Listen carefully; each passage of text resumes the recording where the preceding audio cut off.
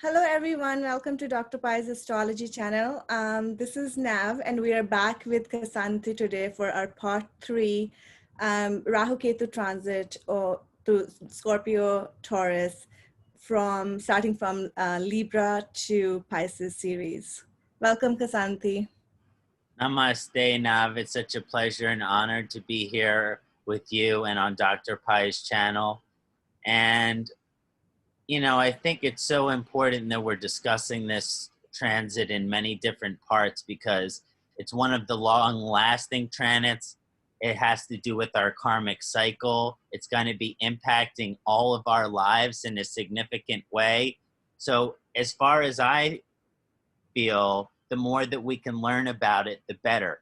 So let's just keep diving in deeper. And I know you have some ideas about potential future parts that we can do on this series as well, which I'm very excited and open-minded for. Yes, and I would like, if we were planning to do part 4, where we can go over the natal planets, so Rahu Ketu transit in your natal planets. If you guys would like that for us to do, please write it in the comments below, and we would love to do it for you guys. Exactly, yeah. Let us know if you want to do Rahu Ketu through the various nakshatras and planets, and based on your response, we're happy to help out in that direction. So let's start out with some chanting, and then we'll dive right into the analysis from the Libra Lagna to the Pisces Lagna and how this transit will be impacting them. Thank you.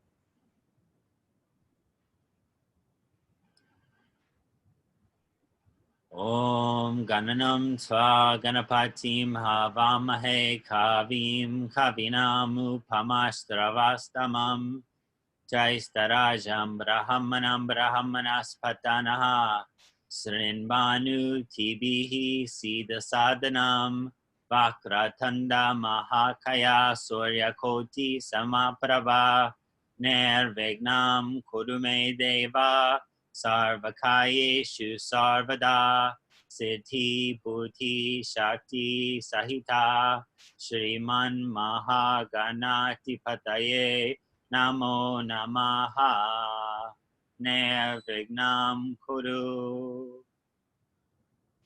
Om Ya Kundendu Tusharahara Tavala Ya Shurvavasravrita Ya Vina Varadanda Manditakara Ya Shweda Padmasana Ya Brahma Chuta Shankara Prabhratir Vihir Devai Sada Vandita Saman Bhatu Saraswati Bhagavati Nisheshaja Japaha Om Guru Brahman Gurur Visnahor Gurur Devo Maheshwaraha Guru Sakshat Param Brahma Tasmai Shri Guruve Namaha Tasmai Shri Guruve Namaha Tasmai Shri Guruve Namaha Om Priyangu Kalaka Shamam Rupenya Pratimam Buddham Samyam Samyaguna Patam Tambudam Pranamam Yaham Om Priyangu Kalaka Shamam Rupenya Pratimam Buddham Samyam Samyaguna Patam Tambudam Pranamam Yaham Om Priyangu Kalaka Shamam Rupenya Pratimam Buddham Samyam Samyaguna Patam Tambudam Pranamam Yaham Om Brahm Brim Brahm Sahabudaya Namaha Om Brahm Brim Brahm Sahabudaya Namaha Om Brahm Brim Brahm Sahabudaya Namaha Om Brahm Brim Brahm Sahabudaya Namaha Om Twameva Matacha Pita Twameva Twameva Bandhu Chasaka Twameva Twameva Vijja Dravanam Twameva Twameva Sarvam Amriteshwari Namaha Twameva Sarvam Amriteshwari Namaha Twameva Sarvam Amriteshwari Namaha Hari Om Namah Shivaya. Namaste Nav. Namaste to all of the viewers.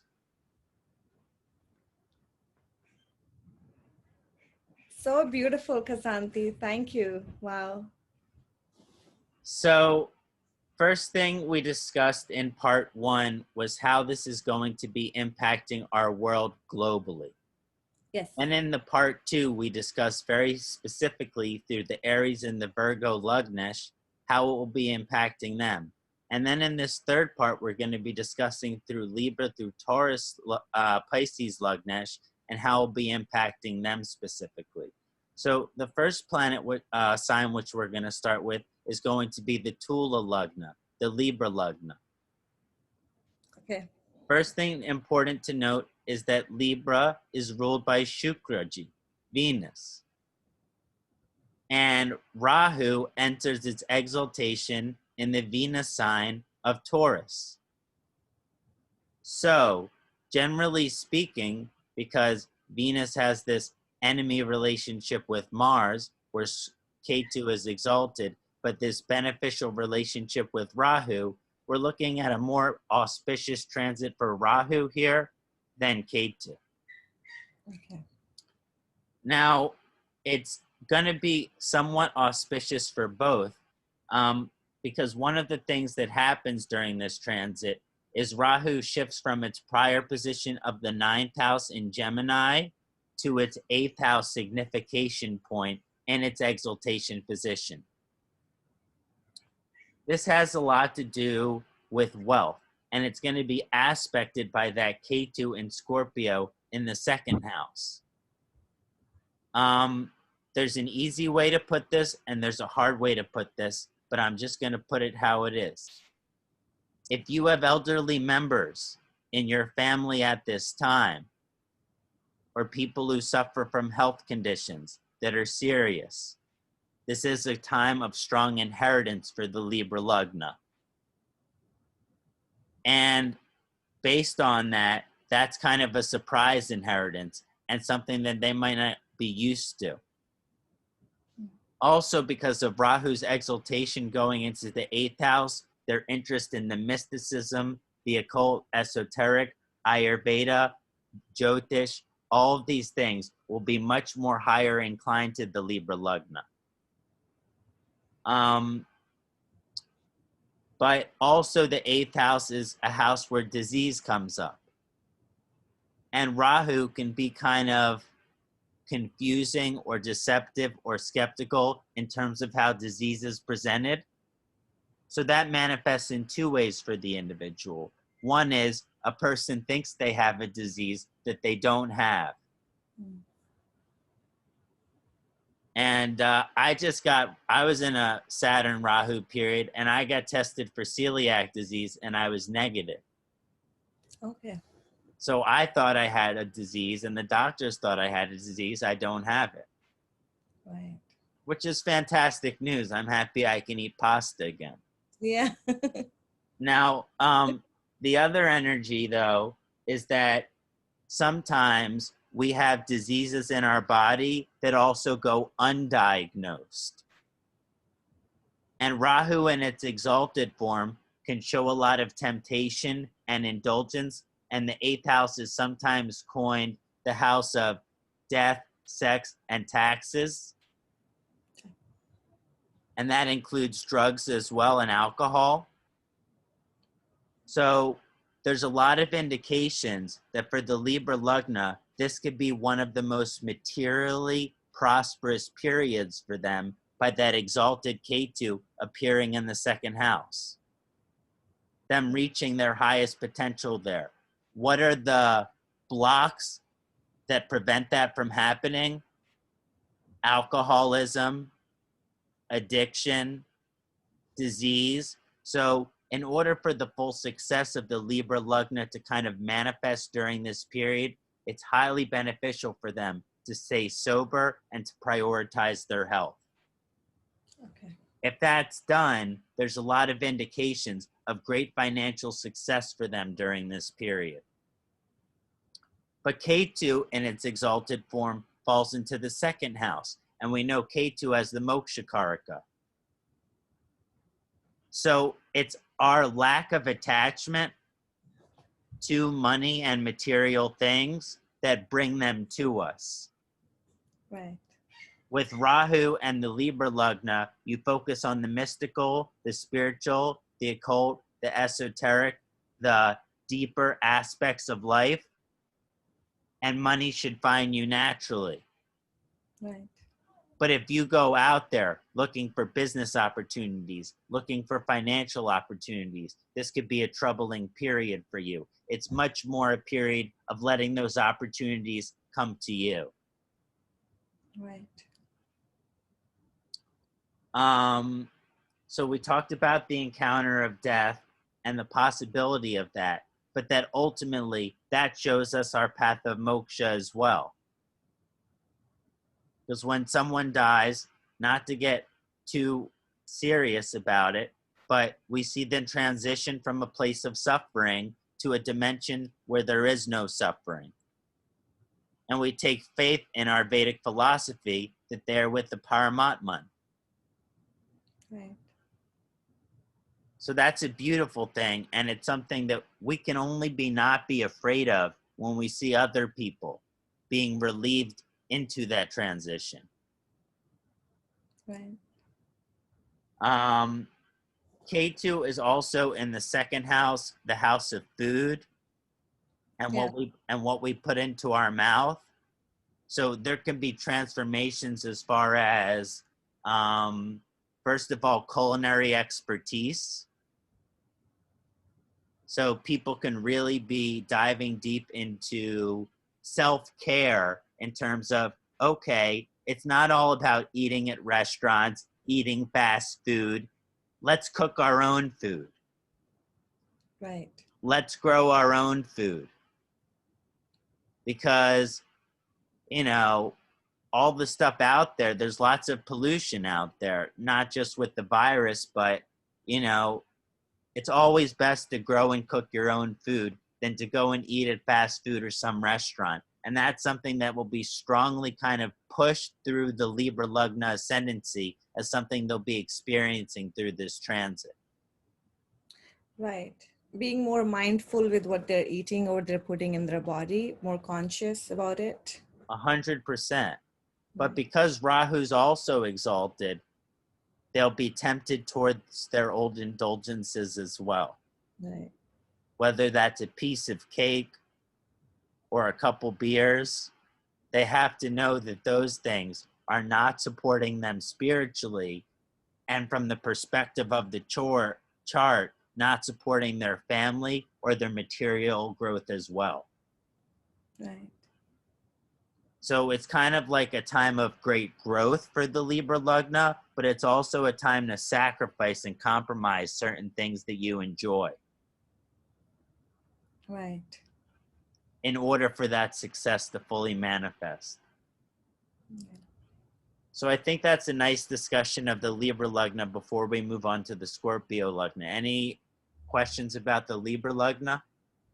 I think we pretty much covered everything, main points, so we can, move on to Scorpio. Wonderful. Scorpio is especially significant because it's the natural sign that Ketu will be transiting into. So it'll be very exciting to discuss.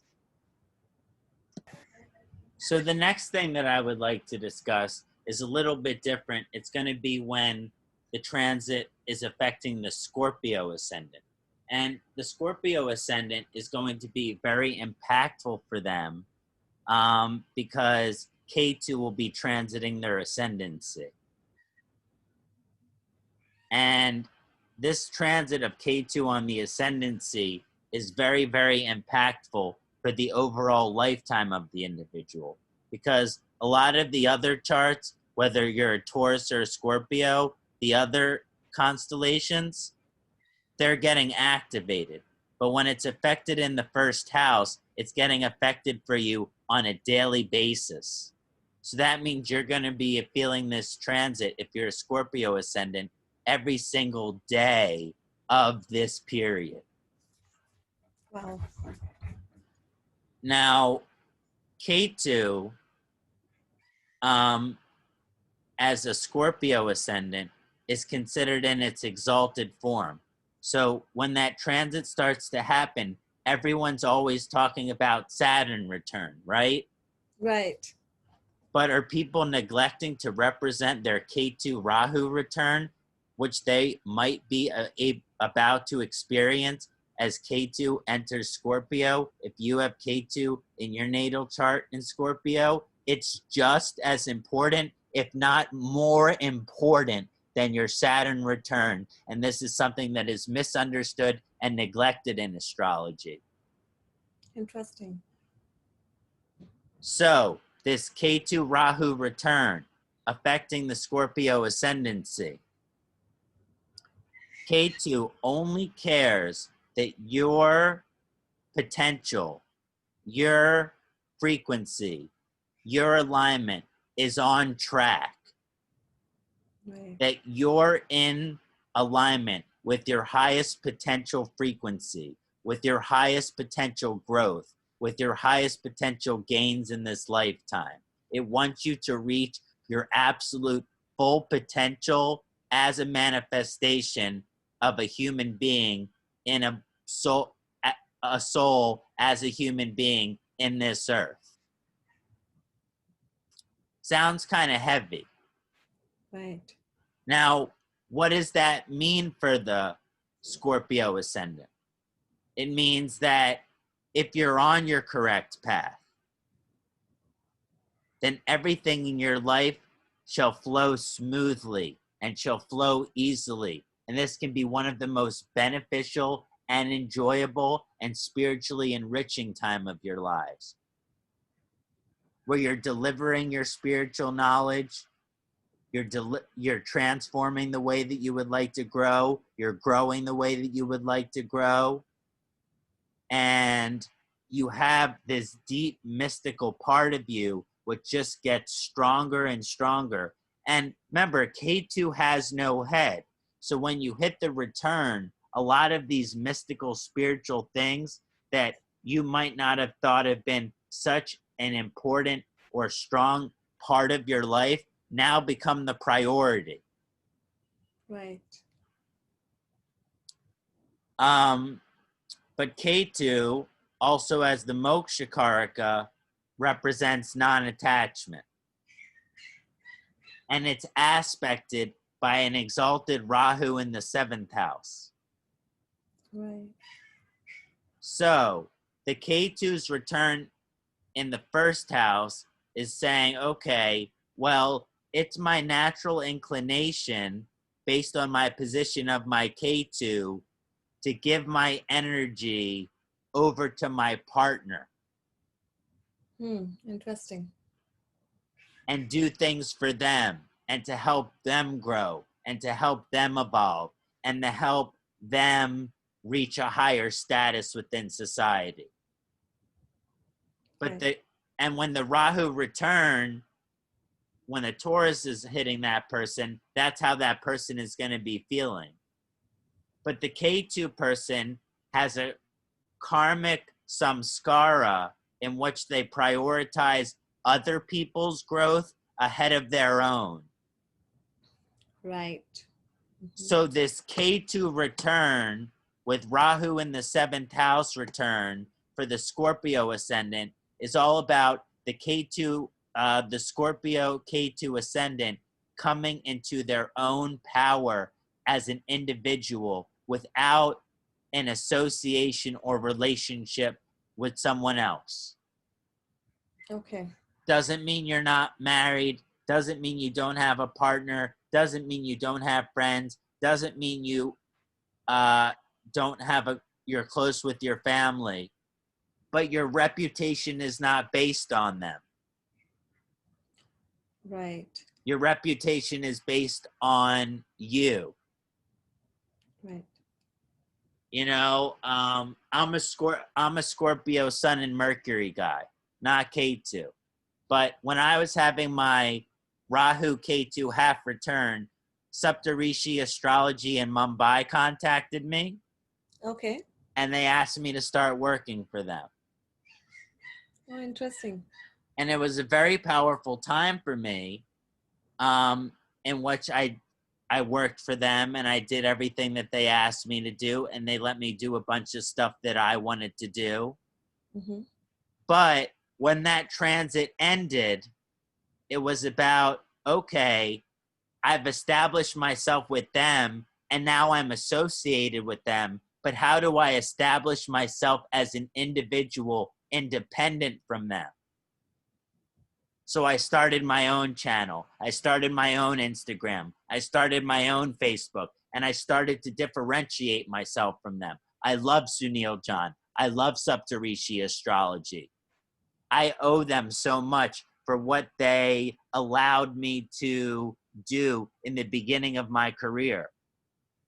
But with that Scorpio vibration, it's all about coming into our own strength and our own sense through investigating and really establishing that self-independence for ourselves, especially if you're a Ketu Scorpio Lagnesh. Wonderful. So does it mean that for Scorpions, especially if someone has Ketu in Scorpio and it's just they're having Rahu Ketu return, so Ketu being in Scorpio and transit Ketu over natal Ketu is more about independence and empowerment of yourself and finding your ground. Yeah, and that's a hard thing to break because the samskara of the native is to put other people first. Right. Right. So sometimes they have to create distance between them and others. Right. In order to be able to do that. Right. But with Rahu in the 7th house, that might make the person they're trying to create distance from not allowing them to create distance. Interesting. So there could be a bit of what you call a tug of war. Right. I need space. I need you. The Scorpio says, I need space. The Taurus person says, I need you. So there's a little bit of a tug of war there. Right. So I guess, does that sound good for Scorpio? Yes. So for Scorpio, it's all about self-care, self-empowerment, finding their ground, and just their individuality, right? Independence. Totally. And by doing that, it allows them to gain insight and achieve their full potential as individuals instead of always putting other people first. Okay. And just like you had mentioned for example, for Libra, how you said like Rahu's more prominent, like for Scorpio, it's going to be more Ketu, right? 100%. Right. 100%. Now, as we move into Sagittarius, we start to notice a very, very strong transit. Because when you're looking at a Sagittarius ascendant, when first the Ketu Rahu transit happens, Jupiter will be in Sagittarius. Right. And then it will be joining Saturn. Right. Which we've been used to, but still it has a significant impact. One of the extremely important things about this transit is that for the Jupiter, the ascendant, Jupiter is called Guru in Sanskrit, right? Right. So it's all about like, how can we get to our higher self, especially when it's in Sagittarius. Right. But Rahu, Ketu goes into the 12th house, Exalted in its signification place. And Rahu falls into the 6th house, Upachaya vibration in the 6th house. So for the Sagittarius ascendant, it's going to be more beneficial for Ketu than Rahu, but it's not going to be beneficial in the material sense. Rahu can still be beneficial in the material sense, but it's going to lack something, and we'll talk about that. We'll talk about that first. Sure. Rahu finds itself in the 6th house. The 6th house is the house of work, or what I call the house of paying your dues. And it helps you get to your 10th house, which is your fulfilling, your career, your life purpose, what you'd like to be doing with your life. But the Ketu, in its exalted form, in its signification house of the 12th house, the moksha planet in the moksha house, exalted, is going to totally overtake the power of the Rahu. The Rahu here is like an anchor for a ship that wants to sail into outer space. Because in the 6th house of work, it'll have people having to have jobs, make money, do certain things, have certain responsibilities here on the material realm to keep them grounded from flying into outer space, which is highly indicated during a period where Jupiter is in ascendant position and Ketu's exalted in the 12th house. So because of this position, even though the job can act like an anchor, which means it'll keep people from going to ashrams, but if they have the financial resources to do so, the Sagittarius Lagna, as this transit occurs, they'll desire to go to ashrams, they'll desire to go to temples, they'll desire to leave the country that they're living in, they'll desire to go on mystical spiritual pilgrimages and journeys. And because Ketu is exalted in the 12th house, they might not be so concerned about the material world anymore. They might be focused on moksha. Right. We've just went through this period where if you're a Sagittarius Lagna, you've learned a lot about, just because of the coronavirus and everything that's been happening, we've all had to face mortality, the concept of death in some sense. Now we're seeing the evolution of that with the Sagittarius Lagna, where they're going to either take that energy and kind of use it to project themselves to their highest spiritual point possible, and it's possible that they can neglect their material obligations. But because Rahu is exalted, it's possible they have some savings. So they have the money to focus on their spiritual interests and obligations. Right. So I think that's a very strong and powerful spiritual transit for the Sagittarius ascendant that's pushing them towards moksha, but it's also pushing them strongly towards non-attachment. Non-attachment to the material, non-attachment to the partner, non-attachment to the friendships. It doesn't mean you're still not close with those things, but we don't have a dependency or an attachment to them. And one of the things that really shown by this transit for the Sagittarius Lagna is the removal of all dependencies from their life. Interesting.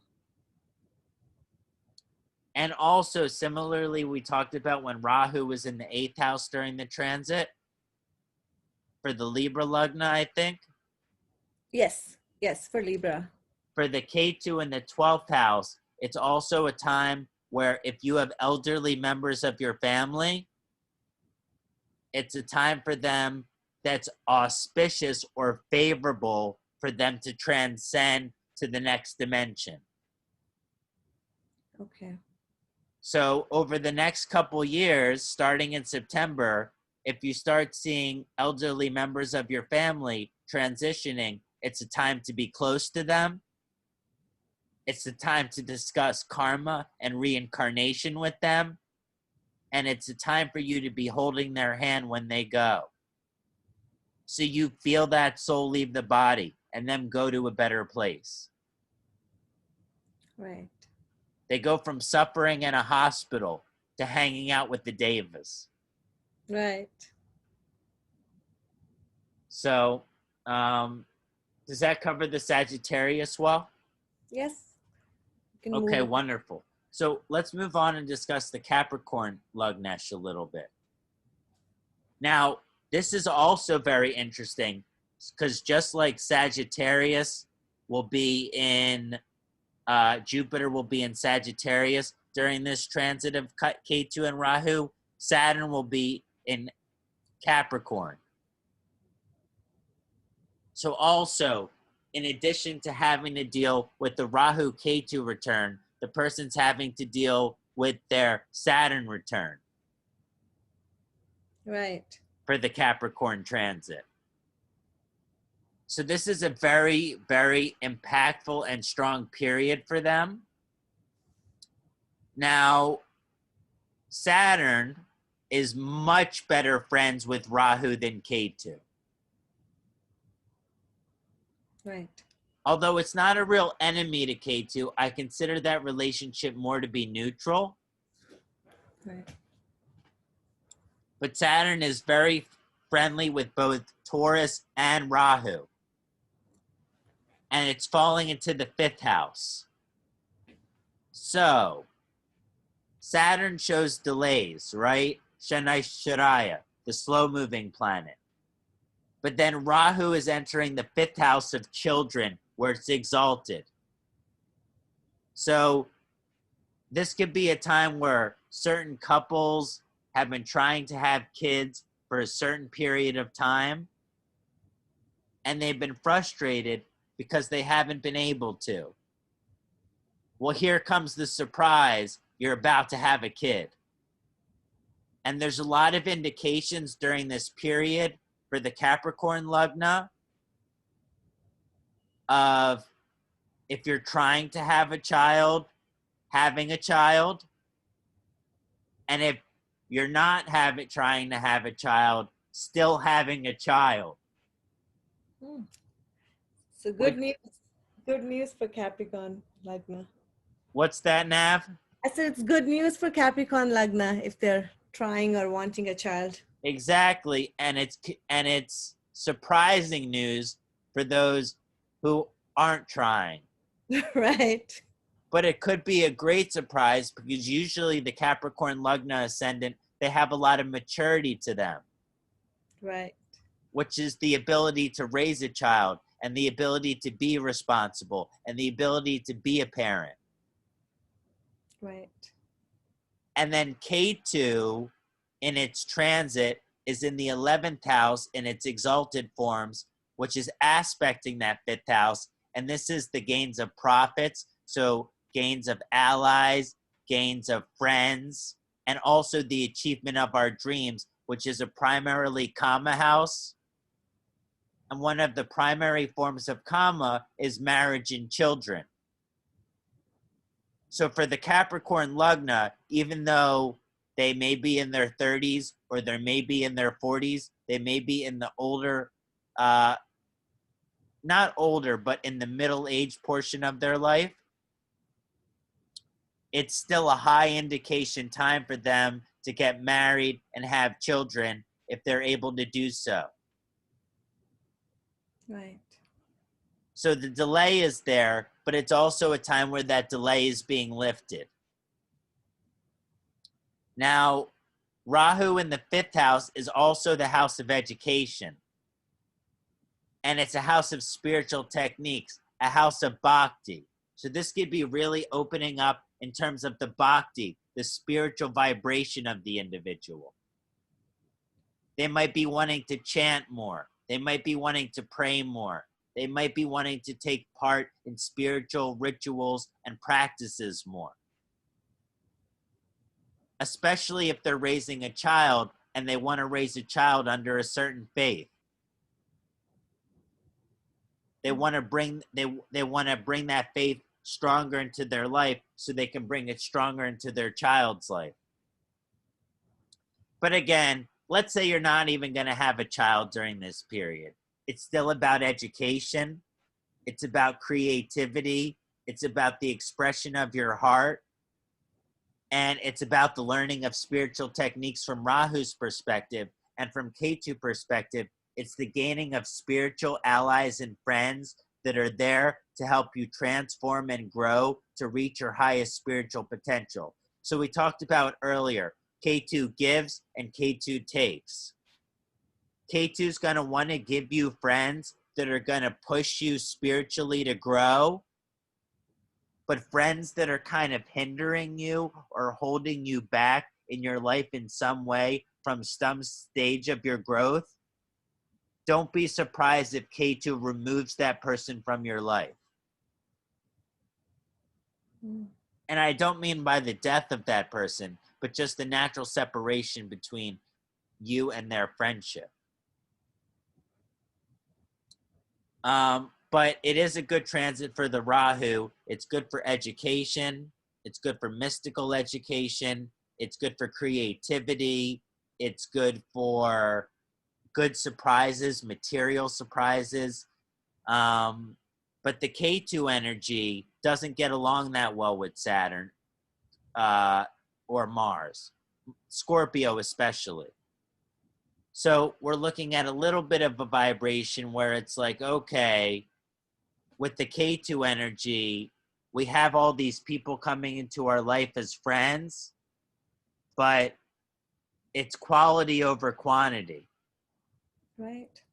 So it's always better to have, I think, with this transit coming up, they could have an influx of people who are interested in becoming their friends, but better to have 2, 3, 4 good friends than 20 associates. Right. Yeah. Especially for this Capricorn lugna. So does that sound good for Capricorn? Yep. That sounds good. Okay, let's get to Aquarius, which is me. Oh. Now, as we look into the Aquarius transit, Aquarius is ruled by Saturn, and so we know it's going to be a more favorable transit for Rahu than Ketu. Right. It's also, I mean, some people, it's also a co-ruler of Rahu too, no? Aquarius? Yeah, it's co-ruler of Rahu. Some consider it to be its natural sign, like you said. Right. I like Rahu in Aquarius more than other signs, but it's also, my Rahu's in its own nakshatra. Okay. Of Satyabisha. But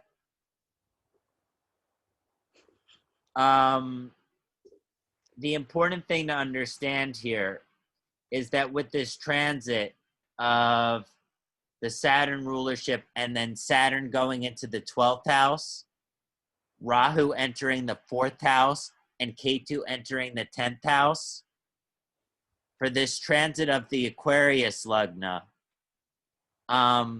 it shows huge, profound, transformative changes in their career. Mm-hmm. And it shows, because of Scorpio, like if they were like interested in one area of research in their career before this transit, they'll be moving on to a new area of research as this September Exalted transit starts to hit.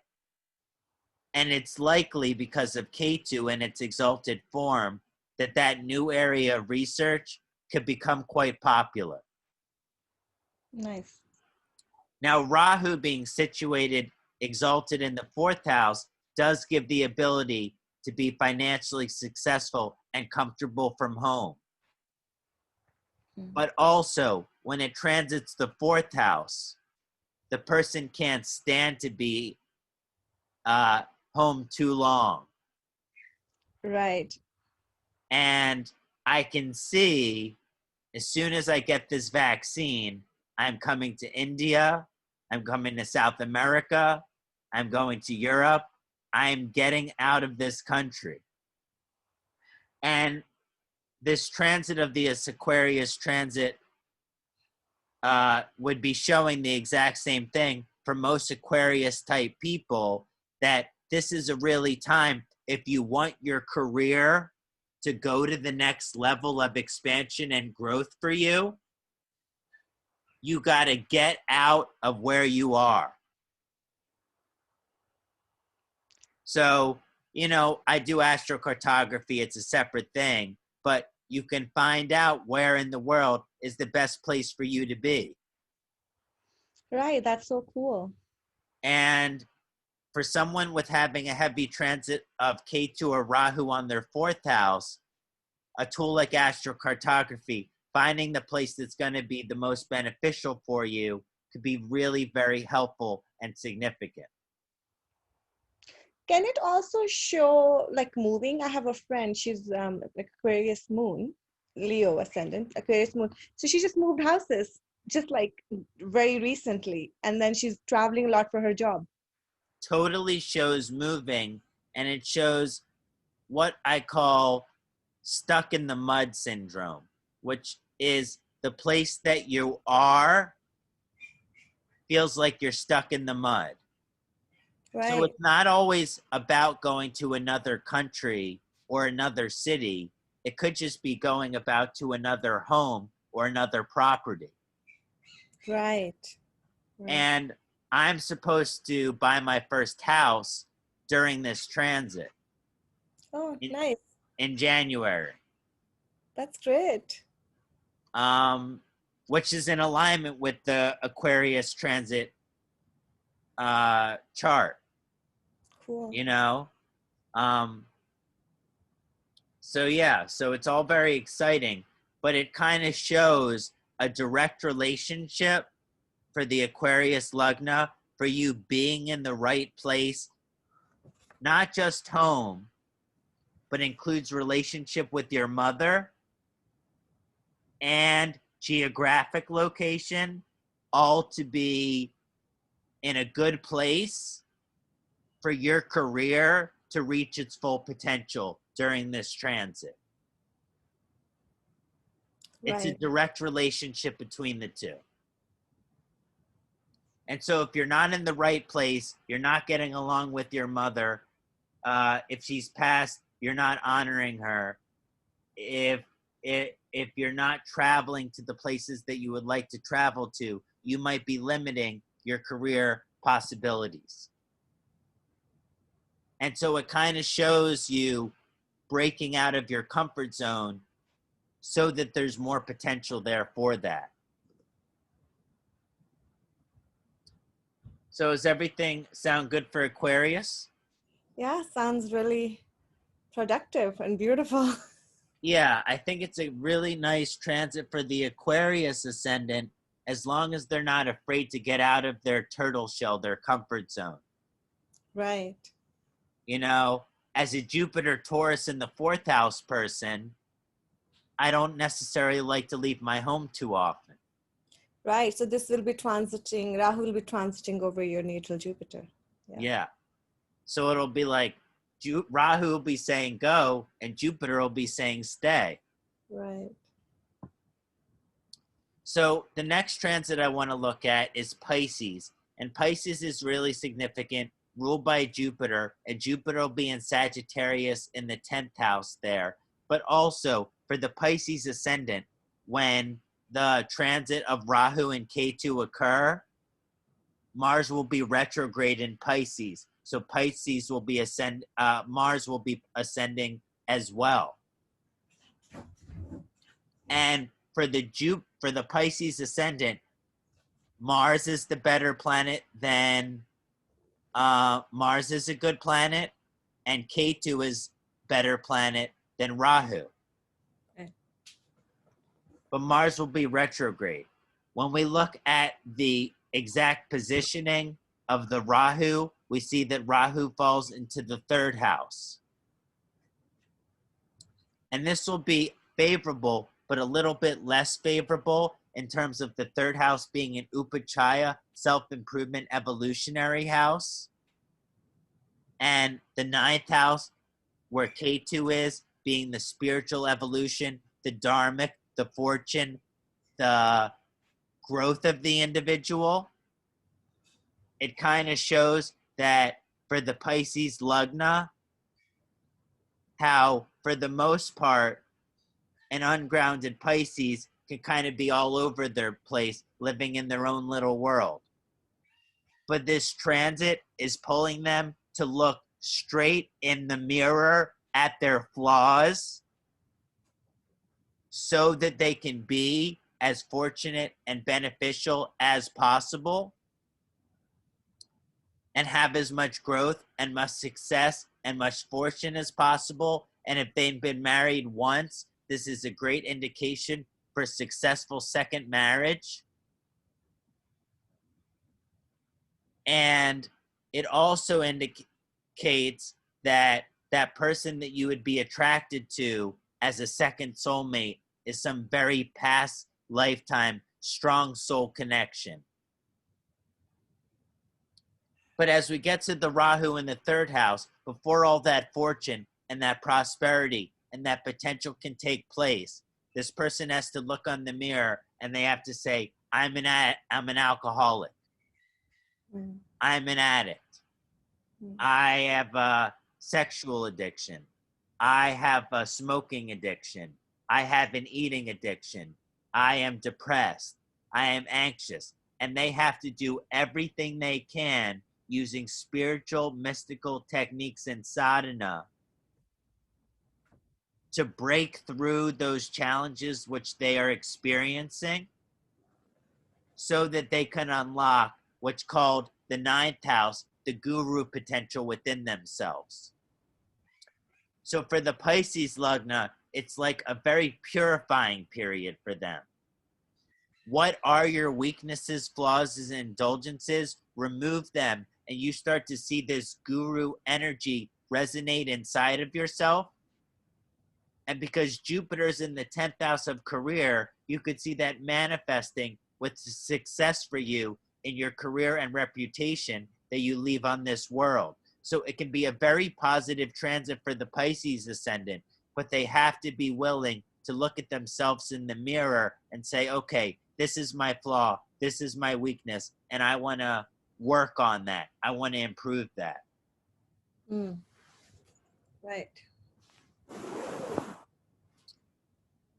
So that covers the chunk of the Pisces vibration. And so we went through Libra through Pisces, and I hope all of our viewers from Nav and Arjun's channel and my channel have enjoyed this publication. And based on your comments, I think there's going to be a lot more to come. And I know Nav and I have some other projects we want to work on together too. And I just want to thank Nav and the viewers and Dr. Pai's channel and the Jyotir Vidya for allowing us to conduct this service to the community. And a special thanks to you, Navjeet. Thank you so much, Kasanti. Thank you. It's always a pleasure working with you. And thank you for your time and such a deep, profound information that you always bring to the channel. And thank you to all our viewers. Please, I hope you enjoyed the video and gives us thumbs up, and also write in the comments if you guys would like us to make the part 4 for Rahu Ketu transit over your natal planets. And we would love to do that for you guys. I hope you enjoy it. Thank you. Thank you, Kasanti. Thank you, Nav. Namaste. Namaste. Perfect.